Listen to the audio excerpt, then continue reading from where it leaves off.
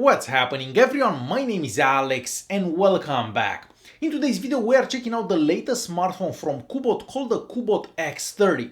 So you can find this phone for between $150 to $250, but let's be real here, nobody's gonna spend more than $150 for this phone. So what do we get for that price? Well, the phone has the MediaTek P60 that's paired with 6 gigs of RAM and 128 gigs of internal storage. And it gets an Antutu score of just over 150,000, and I think that's a decent enough score for a budget device. Not to mention that the phone performs better than I was expecting, so it is snappier than I was expecting. So if you're scrolling up and down on Facebook, if you have Chrome open, if you're playing a game, the phone does perform pretty good, and there is almost no lag for anything that you're gonna do on it. We also get a massive 6.4 inches screen. This is an IPS panel that has a 1080p resolution. We get great viewing angles, beautiful colors, but I wish the screen would get a bit brighter because if you take the phone outside in direct sunlight, it is a bit difficult to see. But overall, I love how the phone looks because there are very small bezels all around the screen. There is also a physical fingerprint scanner on the side of the phone, and the scanner works good. I mean, it takes about a second from the time you touch it for the screen to unlock, but it is a bit difficult to use if you are using the case that comes in the box.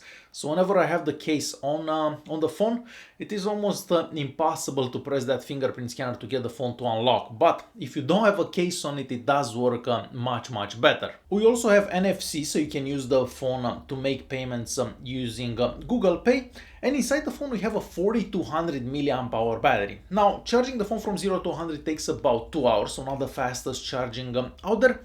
And I have to say that I was a bit disappointed by the battery life, so you can only get about 5 to 6 hours of screen on time on one charge.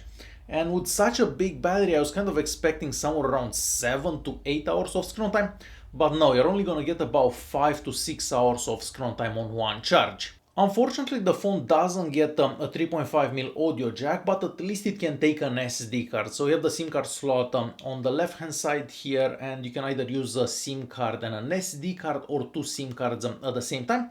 At the bottom we have the USB-C port, the holes for the speaker and the holes for the microphone. And just in case you're wondering, no, there are no dual speakers. So whenever you're watching a video or something, there is only one speaker that's playing. And all the way at the top here we have the proximity and the light sensors. And on the back we have many cameras, and yes, this kind of looks like the Samsung Galaxy S20 Ultra in a way. So how good are these cameras? Well, first of all, we have a macro lens and we also have an ultra wide lens. If you take pictures with a macro lens, I have to say the pictures do look really good. You can get very close to your subject, so I do like the macro lens. But the ultra-wide lens is definitely not my favorite. The pictures do look a bit washed out when you're taking them with that ultra-wide lens. The main lens does okay for a phone around $150. So of course these are some examples of pictures that I took with it.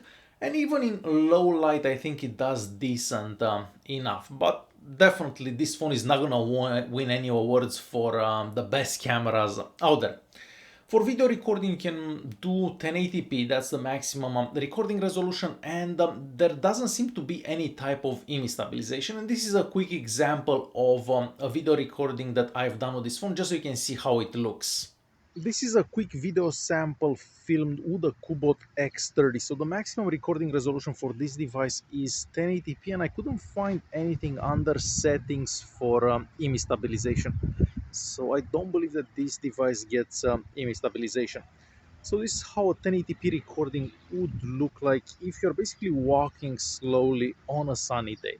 Of course, I checked the GPS unit inside it, and it takes the phone between 5 to 10 seconds to find your location, but once your location is found, it doesn't seem to lose it, and using apps like Google Maps or Waze do work okay. For sensors, we have all the sensors that we would find in other more expensive devices, but unfortunately I wasn't able to check out the bands, so the bands supported by the phone, so we'll have to go by what it says on the manufacturer's website.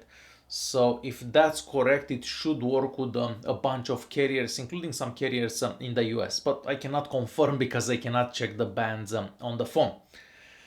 So should you get this phone for about $150?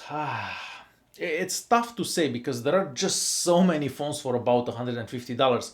If you want to be different, if you want a phone that looks more expensive than what it is, sure, you can get this one, but you can find a lot of other phones for about $150. You can probably get some older flagships for about $150. So it's gonna be tough to sell this phone, even though it does look pretty good for a phone around $150. Alright guys, hopefully you enjoyed this video. If you did like it, don't forget to press that like button, don't forget to subscribe, and I'll see you guys in the next one. Thanks for watching.